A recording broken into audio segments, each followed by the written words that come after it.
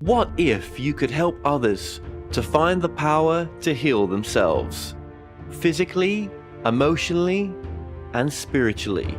When I started teaching my classes, it was in 2002, and I was just doing past life regressions and contacting the subconscious part. But then as the time went on and we found how powerful this was and what we could do with it, a lot of the students began saying, you know, advanced past life regression doesn't really tell what it's all about. This is so much more than that. We think you should change the name.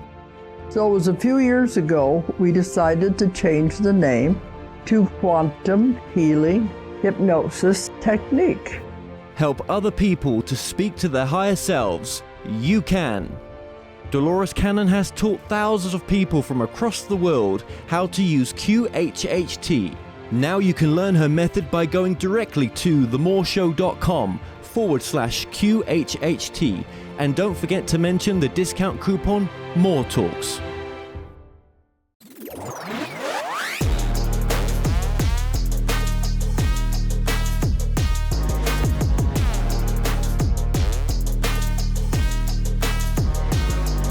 Hello and welcome to another edition of The More Show.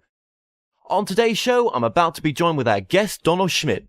Now, Donald is the former co-director of the J. Allen Hynek Center for UFO Studies. He has served as director of special investigations there for 10 years.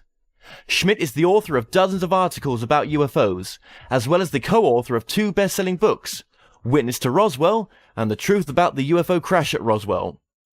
Presently, he is a contributing writer for UFO magazines and is on the board of directors for the International UFO Research Museum in Roswell. Donald Schmitt, welcome to the show. Well, Kevin, a pleasure to be with you and to speak with you once again. Thank you. Well, it's an honor to have you on, Donald. So, how did you get involved with UFO research? I was a special investigator for the late Dr. J. Allen Hynek, who will, go down in history as the foremost authority on the subject of unidentified flying objects. He started out certainly as the consultant to the Air Force Project Blue Book. He served in that capacity for 19 years, and he would do a full 180-degree turn as to his official position on the subject. He was originally their chief debunker, and he became certainly an outspoken advocate. And then with the creation in 1973 of the Center for UFO Studies, and I started working with Hynek in the late 70s, and then right up until his death in 1986. And at that point, I was appointed the Director of Special Investigations for the Center for UFO Studies, and I served in that capacity for 10 years. I was also one of their co-directors also during that time. And we initiated our own independent investigation of the so-called Roswell incident, a famous case involving the crash of an unknown object outside of one of the most strategic military facilities in the world at that time, Roswell, New Mexico. And here we are now, 21 years after that, and 3 best-selling books, and a motion picture, and over 30 documentaries, and traveling all over the world. And we are still very much hot on the case, hot on the trail, running, this race with the Undertaker, as we often call it. Yeah. Certainly the attrition level of the World War II generation only intensifying even as we speak. So we realize, we're clearly, in the final minutes of the last quarter, so to speak, of this ball game. And we have to remain, as diligent and as aggressive as possible, because I can't tell you, Kevin, the frustration for as many times that we have come a-knocking on people's doors, years, months, weeks. We spoke to one widow just as she was returning from the funeral of her husband, who was, at the base, was at Roswell at the time of the incident. And it's gone forever. Whatever information they had, it's, beyond retrieval. So we have actually intensified. We've stepped up our efforts just in the last couple of years. Now, why does the story of Roswell still matter? I mean, why won't the story of Roswell go away? Well, first of all, because the people involved didn't go away. 10 years before we became involved, when the late Jesse Marcel Sr., who was the head of intelligence of the 509th Bomb Group, I emphasize that this was the first atomic bomb squadron in the world at that time in 1947, actually stationed at Roswell. And given Marcel being the head of intelligence, that made him the number one intelligence officer in the United States military at that time. And, Marcel would be, with the assistance of another intelligence officer, a counterintelligence officer by the name of Sheridan Cavett, they were the first military people at the scene of the crash. They were led there by a rancher by the name of Mac Brazel, who first discovered all this unusual debris. And nobody could identify it, whether it was the military, whether it was local law enforcement, fire officials, media people. No one could identify this material. And the fact that Marcel would become the fall guy. He was the one who was ordered to pose for 2 photographs with substituted weather balloon wreckage, knowing full well that this was not, anything like what he had actually held right in his own hands. And he was told, by his superiors, just be a good soldier. I'll come out, in 5 years, 10 years, 15. Well, he would wait 30 years, and he was dying of emphysema at the time. And he realized it wasn't going to come out. The truth was not going to come out in his lifetime. So he broke his oath of secrecy. And he went before the world in 1978, testifying to the effect that, being familiar with all materials, and he was talking about metals, being familiar with all materials, both foreign and domestic, I can assure you this was nothing made on this earth. Now that's quite a profound statement.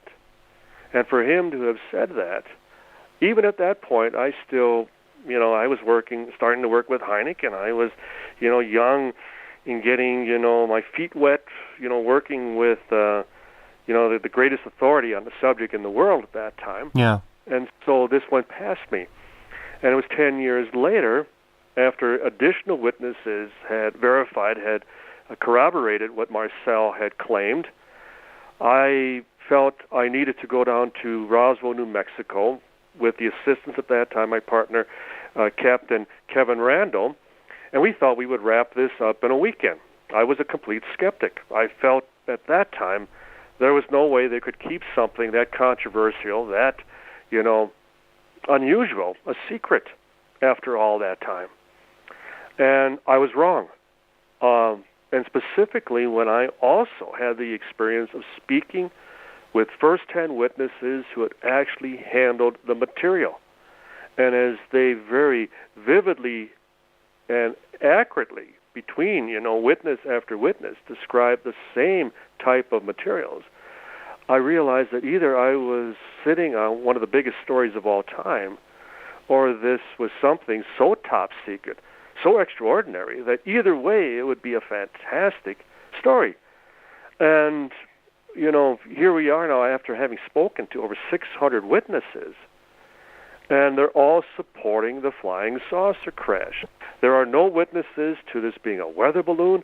There are absolutely no witnesses to this being Project Mogul, which was a similar balloon, with the difference that it was part of a top-secret project in 1947, launching basically a microphone, an acoustic listening device, with the theory that if the Soviets were to detonate their own nuclear device, that we would pick up the shock wave in the upper atmosphere.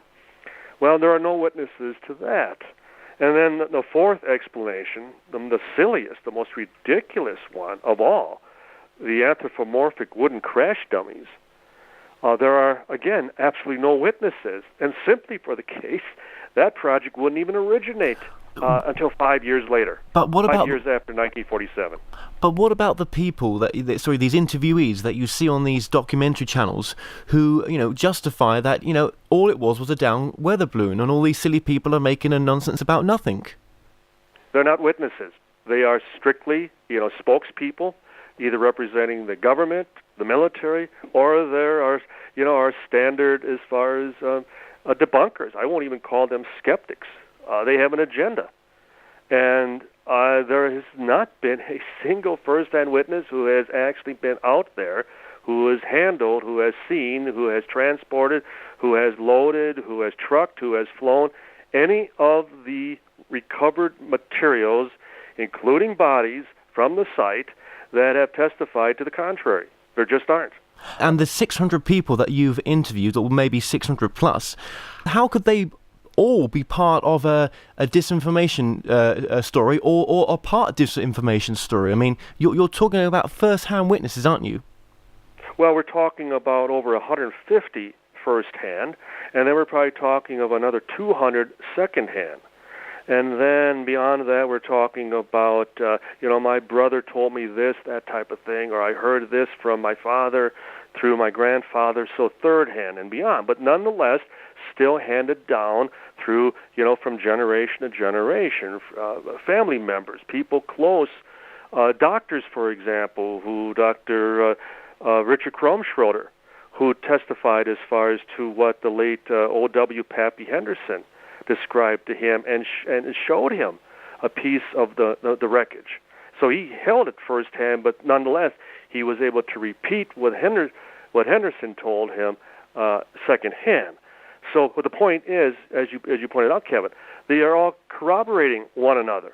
No one is disagreeing with the basic, contention that what was indeed recovered was something made off this earth. And much to the credit of the witnesses, they don't talk about spaceships, they don't talk about extraterrestrials or little green men. They talk about the object, they talk about the ship, they talk about the metal-like materials, and they talk about the little men, they talk about the little people.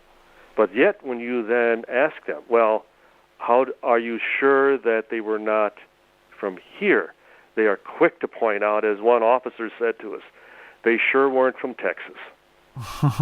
Exactly. Now, why is Roswell the sort of granddaddy of all UFO cases? I mean, if we mention Roswell, we think ufology, we think extraterrestrial. Yeah. Why?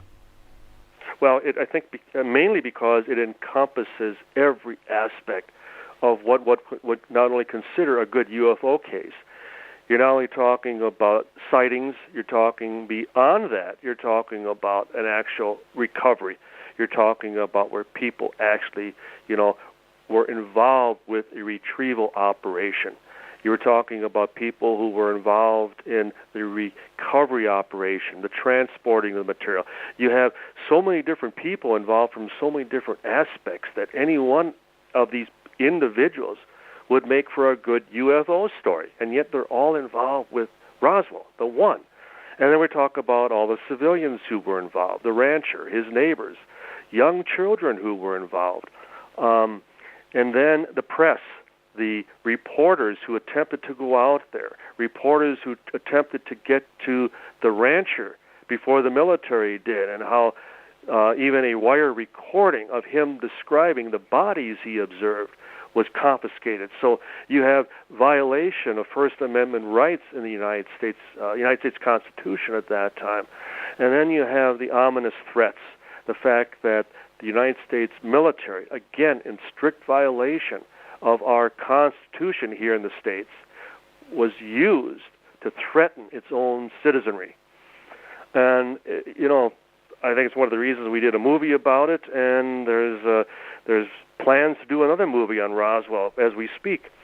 And I think above everything else, Kevin, the fact that it's the one case that could prove the reality of the UFO phenomenon, whatever it is, once and for all.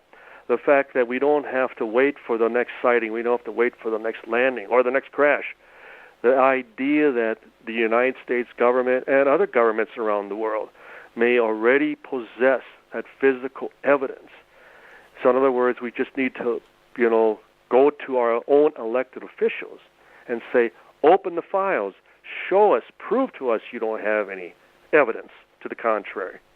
Well, why haven't they? Why has it taken almost 50 years and it's still nothing has been released? Why? I think for two main reasons.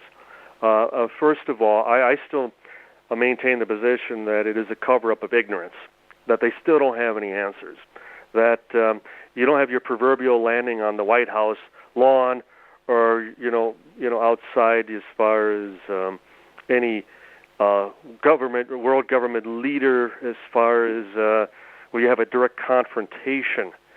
And at Roswell, you have a crash. You have recovered remains, and nothing that tells you from why or from where or from who. So what do you know? What solutions can you ascertain just based on having physical evidence? I think a good analogy is, imagine if you could take something as simple as a toaster and transport it back in time, say back to the Dark Ages, the Middle Ages. And they might be able to take it apart, put it back together again, but if you can't plug it in, you can never get it to work. And so I still am of the position that whatever they recovered at Roswell, they still can't get it to work. They still don't have any idea. And as a result, what do you announce to the public? The fact that there are aircraft, there are objects that are able to fly through our airspace throughout the world, in sovereign nations, around the world, with total impunity, and none of our governments, none of our military can do anything about it. And I think the most sinister, the biggest reason, as I mentioned a few moments ago, the fact that they threaten civilians, the fact that they may have carried out some of those threats, and then the government culpability, the fact that people would be held responsible for the fact that they were threatening parents with the killing of their children that they would never see their parents again, all over this weather balloon, story. And so there would be a lot of explaining to do beyond the fact, well, why did you keep this a secret for 63 years? Be a lot of responsible people who have kept it, from the world after all this time. And how could you ever trust your government again if they've lied for 50 years? Exactly. And it would be just the tip of the iceberg. You can cover up something of this magnitude all that time, and the thought that a handful of people have decided for the world, it's just beyond, any type of, but it's human nature, I guess, that whenever somebody has something that they, as of yet, can't profit from or, gain, control and power from, they tend to hide it. They tend to cover it up. And so that's why Roswell, too, remains, as I believe, the most grandiose cover-up of all time for that reason. Well, do you think they have tried to reverse engineer anything they've sort of figured out yet? Oh, of course they have.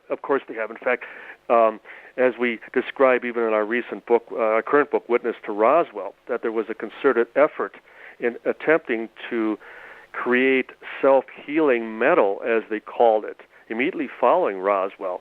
And Wright-Patterson Air Force Base, which became the depository of all the wreckage that came in, specifically because they had the Foreign Technology Division, which did all the reverse engineering of captured weaponry and armory from World War II, for example. And so it would make perfect sense that if you had wreckage of either foreign design or something beyond that, it would go to foreign technology. And we even had the late General Arthur Exon, who was at Foreign Technology at that time, described to us that they were informed the materials were coming in, and they prepped the lab. The scientists were all ready as far as this material coming in. And he said when it arrived that no one could identify it just by visual impression, that they thought that it had to be Soviet, but upon analysis, they unanimously concluded that the materials had to be from space, that there was absolutely no identifying this material as being of earthly origin. Now, we've had first-hand witnesses from the Bureau of Standards here in the States, and Rand Corporation, and General Electric, and Hughes Aircraft, all talking about receiving piecemeal wreckage for breakdown and analysis. And it would appear, for example, witnesses described to us that there were silken strands of material, and you could hold a light source, a beacon, up to one end, and the light would shine out the opposing end of the strand of, silk material. Well, that's describing fiber optics.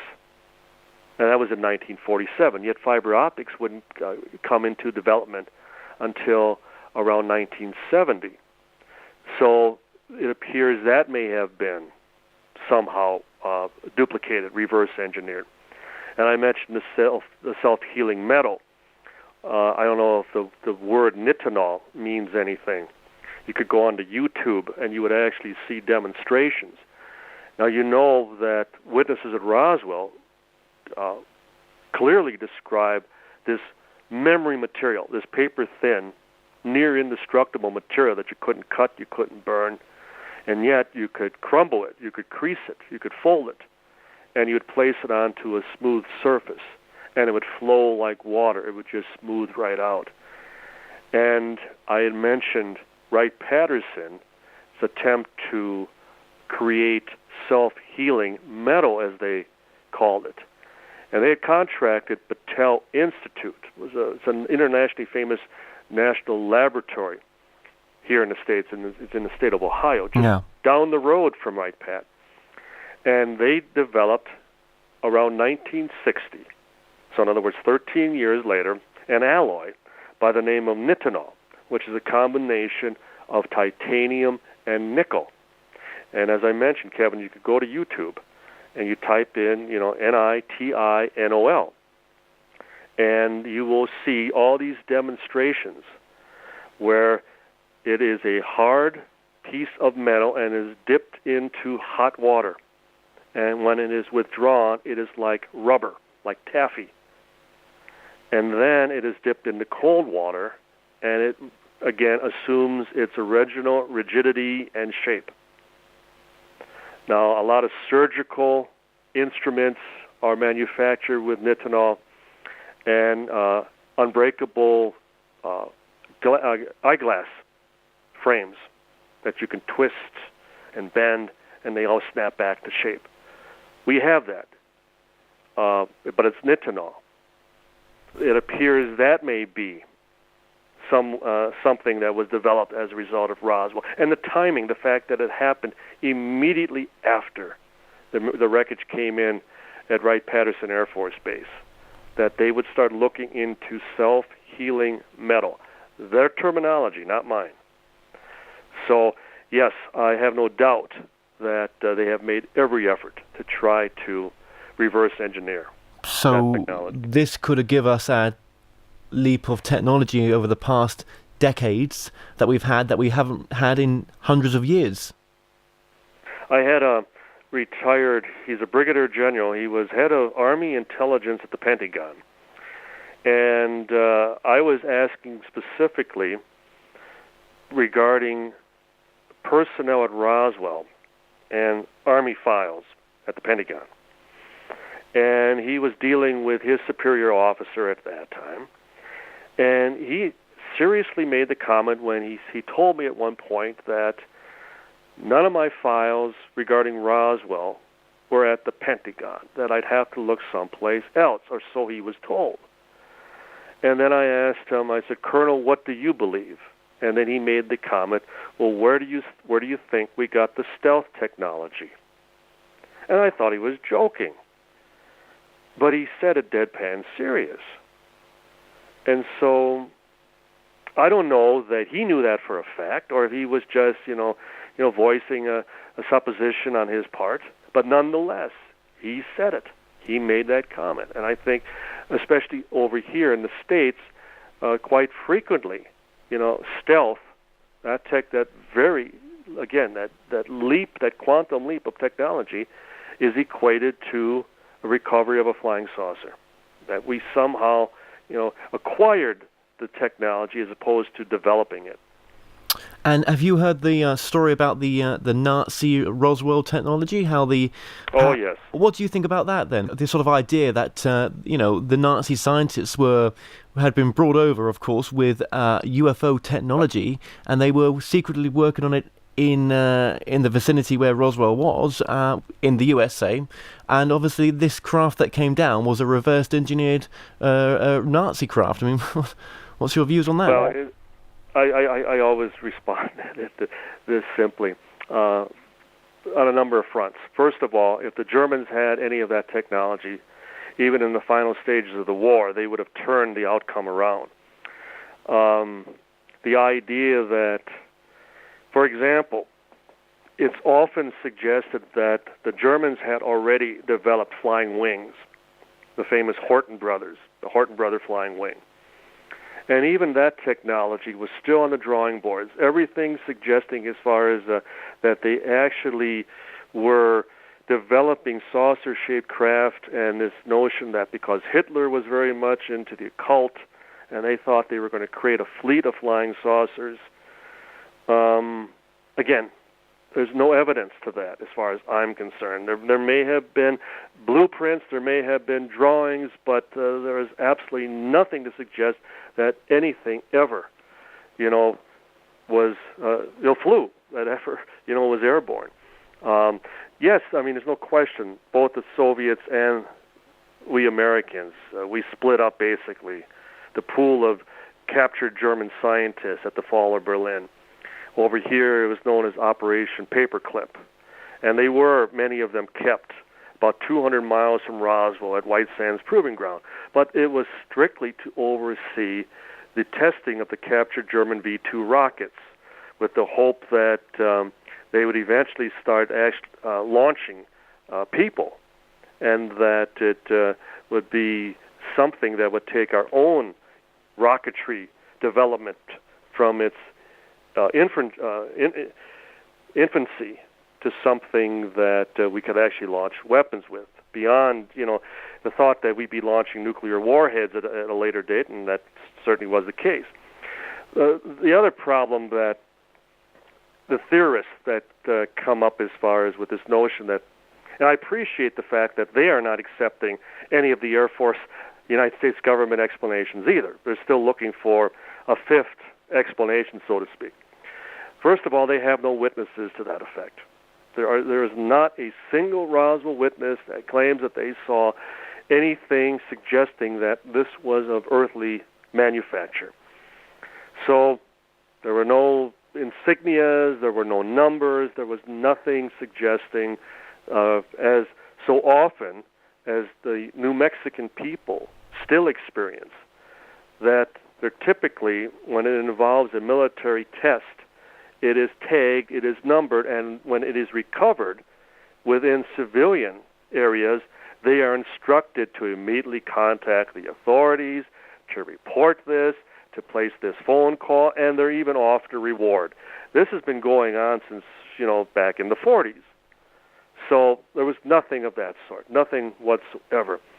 The third problem I have with it is that based on all chronology, based on the timeline, when the rancher first found the debris, and when it was reported, and when the military first arrived on the scene, that material was out there for 4 full days. No one disputes that. That's the chronology. That's as tight as we can even make it. That's even accepting, that the rancher found it at the latest possible time before he did finally report it. Now, we have had 3 archaeological digs at that location. Well, I have flown over that site in small planes, in helicopters. It is high desert. It is open range, open grazing for cattle and sheep. There are no mountains, no canyons, no buildings. It's 85,000 acres of open prairie. And what one realizes in a small aircraft, that once you are airborne, you can see for 100 miles. Now just imagine that whether it was the Germans Japanese or the Brits or anyone conducting such an experiment in conjunction with the United States military, and it crashes, it goes off course, whatever becomes of it, they would have found it through aerial reconnaissance before the rancher even found it. It's just that simple. And again, when it was reported to the authorities and then to the base at Roswell, they all behaved as though nothing was missing. No one had any word that anything had crashed. Nobody was looking for anything. The point is, Kevin, that material was out there for 4 full days. I can assure you that the base at Roswell would have been notified. Every base within the vicinity to quickly recover, such a test. Yeah. Again, nobody was looking for anything. And the point beyond that is that even after the base commander at Roswell immediately got on the phone and he called up his superior officer, Brigadier General Roger Ramey, who in turn contacted Washington. It went all the way up to Washington. And at that point, nobody still reacted as though, oh my God, we better get out there. It's one of ours. Or it's, civilians know about this test. So that would then take another 2 days. So, and the biggest problem I have with any earthly explanation, alternative explanation, is that I don't care if it's a German flying wing with Japanese pilots or anything else. No one accounts for the materials described by the first-hand witnesses. I mean, if we're talking about a German flying wing, we're not talking about indestructible material. We're not talking about paper-thin material possessing perfect memory. We're not talking about paper-thin, weightless material that you couldn't shoot through, that you couldn't bend, you couldn't bang a 16-pound sledgehammer and not even put a scratch on. None of them address that, that question. The fact that, well, what about all the witnesses to the materials that clearly are describing something, even by today's standards, beyond our own technology? Yeah. And again, what type of balloon or, instrument package could, scatter such debris over such a vast area? I mean, we're only talking about, was it a 500-foot balloon or something? Is that what we're talking of? That's correct. Well, not even that. And as far as even mogul, I've heard a range from 250 feet to about 500 feet. And yet this wreckage was scattered for almost a mile. And again, from all first-hand accounts, that either collectively all of these people are lying, whether civilian, military, press, what have you, or it did happen just as they describe it, just as they saw it. And until I come up with any evidence, until I come up with any witnesses who were actually there, again, anybody can, get up and voice an opinion or a new theory, but based on what the witnesses are describing, and to their deathbeds, this was nothing made on this earth. No. And why was balloon wreckage, flowing under such heavy security? I mean, you're talking about, many... you're talking about a town, basically, that was put under siege by the army, weren't you, at the time? That is correct. That is correct. I mean, they made a conscientious effort to go from house to house, out on that open ranch land. Mac Brazel's neighbors, the nearest one being 10 miles away. But nonetheless, they systematically went from property owner to property owner, and they ransacked homes, and they dumped over water tanks and slid open bags of feed and pulled up floorboards in houses and in barns and sheds, attempting to recover each and every last piece of physical evidence. And it was the same down in Roswell. So the point was, it's not that they were recovering information, people possessing knowledge about a top-secret device or a top-secret, project. It was the actual materials. And to me, again, it demonstrates just how important that wreckage was, that they made sure that they retrieved every last shard, every last sliver of it. And if that isn't enough, we have first-hand information that they were going out to the site for 2 years thereafter, that they were still going out and searching the site.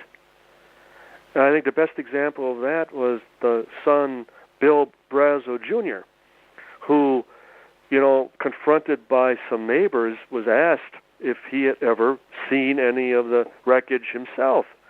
And he made the comment, well, he had found a few scraps, as he put it. He had found enough to actually fill up a cigar box. And that was his mistake, though, because who should be at his door the very next morning but a captain and 3 non-commissioned officers? And basically, we know what you have, and you're going to give it to us.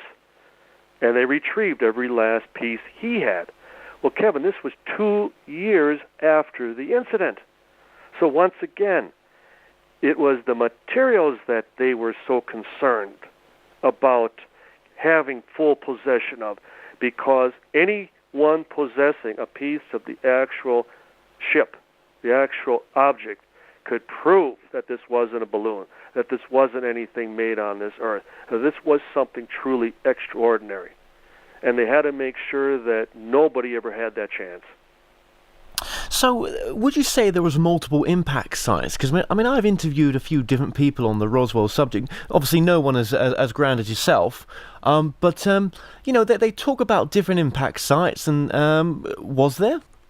Yes, there were as many, and you're not going to believe this, there were as many as 4 sites. And the way that they were even laid out, the way they were even discovered, the main site that we've spent most of our archaeological work would be what we call the debris field. We've been talking about that. It was almost a mile long, and so you had that much debris scattered over such a wide area, and there were people who still discovered pieces months and even years later after heavy rains and wind erosion that would raise things to the surface. And so we've always seen that as the most promising for potentially finding a piece of what we call our Holy Grail, the piece of the actual ship. And that was the site that Mac Brazel led the 2 intelligence officers to. Well, while they were at that site, civilians informed local law enforcement, who in turn would contact the military, of a site about 30 miles from there, much closer to Roswell, actually about 35 to 40 miles just north of Roswell, whereas the debris field is about 65 miles to the northwest. And it's the site we call the impact site, the final impact, where the remains of a pod or a small capsule and bodies were discovered and then later recovered by the military. Well, what we then learned was, as we suspected, that Mac Brazel had to have seen much more than wreckage, more than debris, for the fact that the military was so keen on finding him and then abducting and restraining him for about 5 days at the base. They kept him there, clearly suggesting that he had first-hand knowledge of something else. And then as we started to track down witnesses to that effect, we discovered that Brazel, about 2.5 miles from the debris field, discovered a couple of bodies. So we have a third location. But it's along the trajectory. It's between the debris field and the impact site. Yeah. It's along that very line, that trajectory. And then the 4th location would have been discovered by Dr. Lincoln La Paz, who was a famous meteor expert out of the University of New Mexico in Albuquerque at that time. La Paz had worked with the Manhattan Project, had been involved with the Japanese Fugo balloon bomb phenomenon, and later even the green fireball phenomenon in New Mexico. Well, anyway, La Paz was briefed in Washington, and he arrived in Roswell just 2 months after the incident, so September of 1947. And there was a counterintelligence non-commissioned officer who I met and interviewed with many times, the late Master Sergeant Louis Bill Rickett. And Rickett was assigned to assist La Paz in the field for a good 3 weeks. And according to Rickett, they discovered about 5 miles to the north of the debris field an area where the ground was crystallized. It was turned to glass, a small area as though it had been exposed to a tremendous amount of heat. And what was most amazing was the fact that they found more debris at that site. They found, scattered pieces around that location. And according to Rickett, they also found a seamless, weightless, small black box. So, according to Rickett, La Paz concluded that the object had developed trouble. It was having difficulty in that severe lightning storm on the night in question, and it touched down. And then, as it then attempted to lift off from that location, it was either struck by lightning or an internal malfunction, and that's when there was a mid-air explosion, and it rained debris over that one location, scattering all that wreckage. And La Paz was not aware of any other sites. I mean, his job was to determine the speed and trajectory of this crash. Interesting speed and trajectory, of a weather balloon. But nonetheless, it all ties with the same incident, the same object, the same crash, and again, it's all along the same trajectory. So we are still talking about one object, yet multiple impact sites. Just incredible. It must have been a fair size then. Originally, yes. And I think even based on numerous reports leading up to the Roswell crash, many of the objects were described 50 to 60 feet in diameter. And whereas we call it the pod, or this capsule, which was the size of generally described as a Volkswagen Beetle, around that size, so far from 50 to 60 feet in diameter. So it would make more sense that it was part of, the actual capsule, the control cabin, where the crew would have been contained. And, we have that in our own aircraft, so it should not appear unusual that they may have had such a device even within their own. So tell me about the bodies then. I mean, was there any living aliens that were discovered?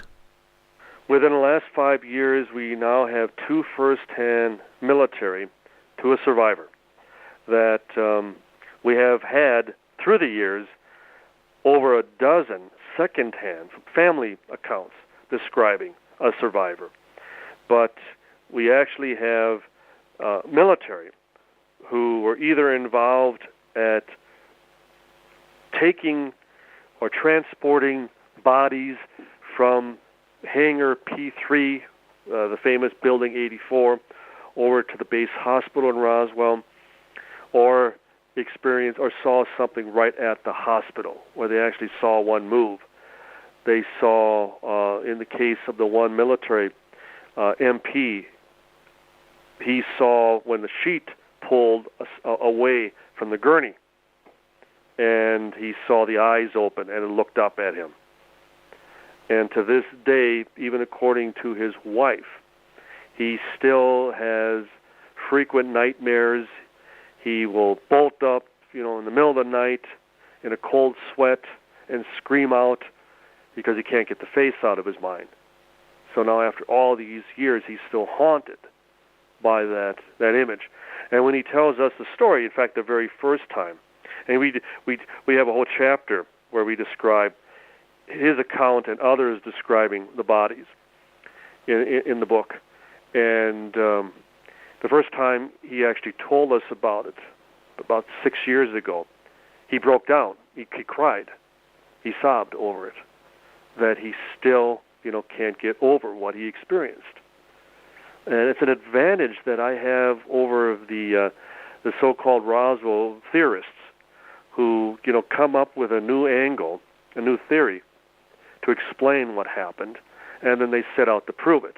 They have a preconceived, idea of what else it could have been, and then they set out to take our witnesses, our information, and spin it and twist it into something that suggests, German technology, Japanese technology, that type of thing.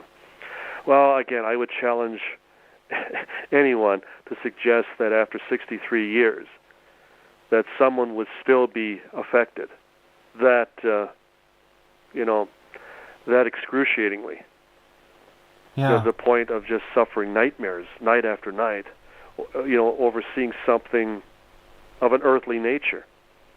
We all know World War II vets. We all know war vets that have suffered the worst ravages of war. And sure, many of them suffer psychologically after the fact. But not in describing the remains of a weather balloon. No. I'm sorry. Do you think then that this is just an American secret, or do you think Roswell is a world government secret? I think initially it was an American secret. I think President Harry Truman at that time most likely did speak to certain heads of state. I would have no reason to doubt that he would have shared some of the information with Churchill at that time, possibly even Stalin. Though there was a report that came out in 1987-88 with the state-run newspaper in the Soviet Union, Pravda.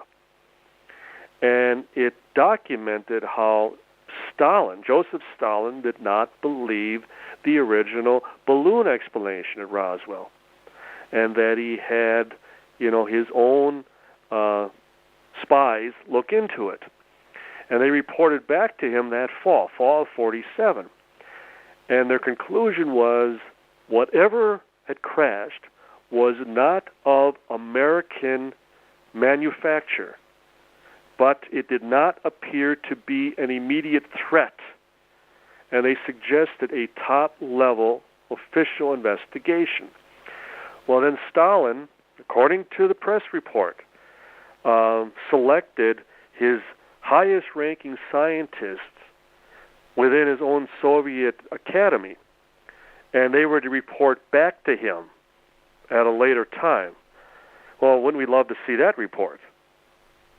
Yeah. So I believe that in the first stages, the United States used it as a large bargaining chip. I think especially with our opposition. I think with the Soviet Union. The notion that we were developing the technology, that if we reverse engineer the technology, we're going to rule the planet. We're going to have total air supremacy around the globe. And I think the reason we don't up to this point is that, as I said earlier, they still can't figure it out, albeit on a small scale. They still can't, replicate the technology and how these things fly, so to speak.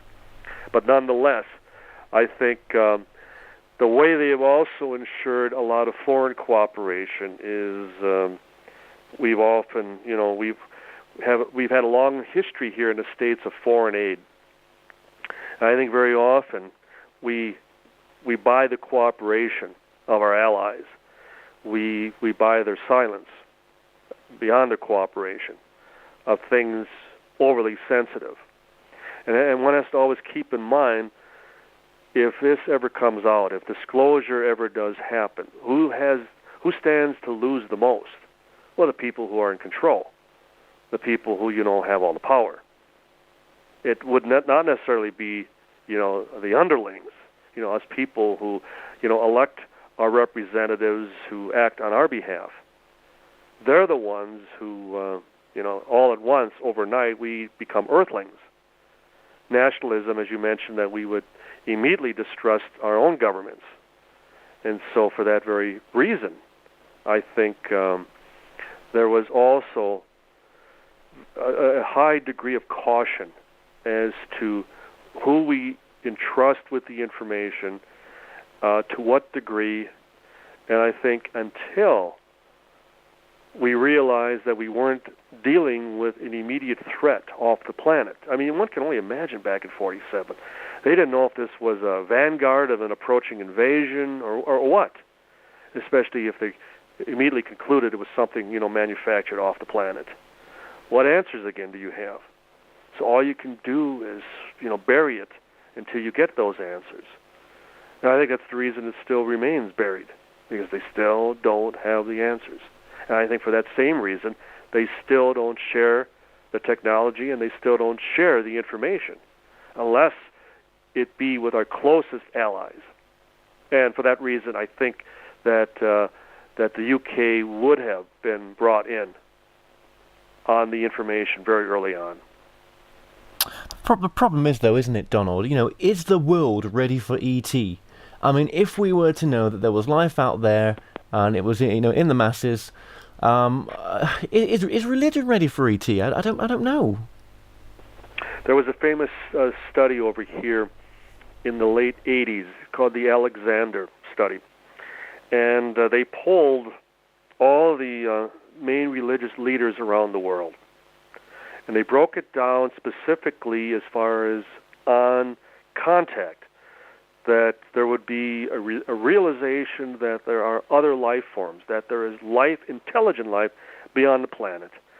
And even to the degree that we would have a confrontation, that there would be a landing, that there would be an acknowledgement that we are being visited, that we are being watched by biological beings from other planets. And according to the Alexander study, 83% of the world religions have absolutely no problem with this. In fact, as evidenced just last year again with that statement from the Vatican, that the Catholic Church, for example, concedes that it has absolutely no problem with acknowledging life, intelligent life, beyond our own planet. It's a good trivia question I often throw out, especially on college campuses. Who operates more observatories around the world than any other organization? It's the Catholic Church. Yeah, that's Catholic true. Church operates more observatories around the world than any other organization. And you also, you brought up the main question as far as, are we ready? We've all grown up as far as with Star Wars and Star Trek and the notion that not only may we be visited by one, group of intelligent beings from another planet, but that the entire universe may be teeming with other life forms. I think the best example, Kevin, that I can make is if you think back to 1947 and all those people who were involved, who were there. They all lived out their lives. They raised their families. They worked their jobs. They went to church, and they were there. They had nothing in their, army manual, nothing in the press. There were no UFO books. There was absolutely nothing that they could, go to deal with what they saw firsthand, what they saw with their own eyes, what they held in their own hands. And that was 63 years ago. And they dealt with it. And the thought that here we are now, 63 years later, and we've digressed, we've gone backwards. Well, there again, I'm not going to let the government dictate what I'm ready or not ready for. I think, as evidence yourself in your own research, your own background, you've educated yourself as to what is going on, what is actually there for anyone to access if they're willing to look into it. And it's not as frightening as anyone would have us believe. We've slowly been conditioned through our lives not to believe, to ridicule, to dismiss this subject.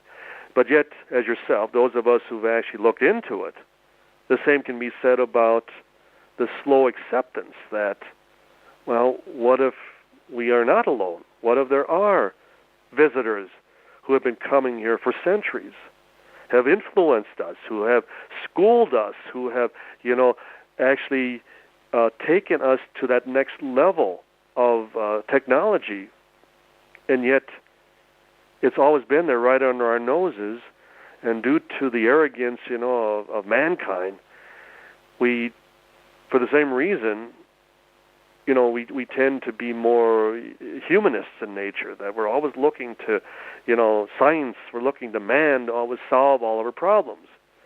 Well, very often man causes problems. And who knows how much help we've had through the centuries. And therein, I have greater hope for what may still be out there, being of an assistance, of being an influence, than us sitting down and solving all of our dilemmas on our own sake. I think, if anything, we've demonstrated that we tend to wreck a lot more than we preserve.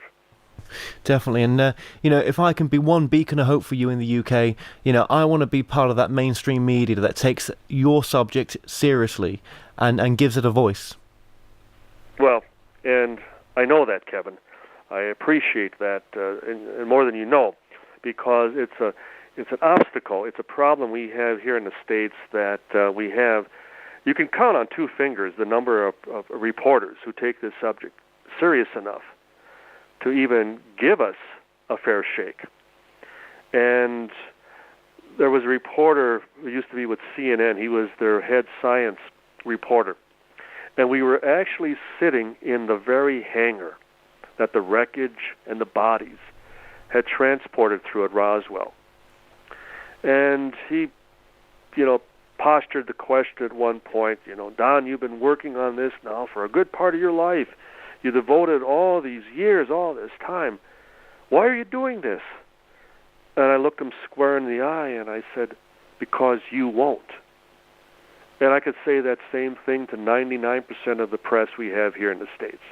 They won't. Well, I will. My colleagues will. You will. Because we realize that we're dealing potentially with the biggest story of the millennium. And the point is, and I'm very quick to also, voice this argument. And I say this in total defiance of any of the debunkers. First of all,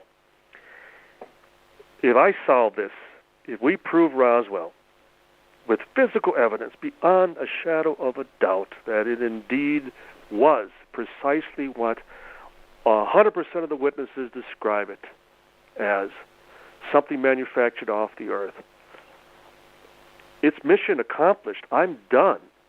I have nothing more to prove. And I could care less what anyone else thinks, because I have solved the mystery. It's a done deal. I get on with my life. I don't have any need to deal with anyone who believes anything else, because I become 100% convinced. It's not a belief any longer. It's a conviction.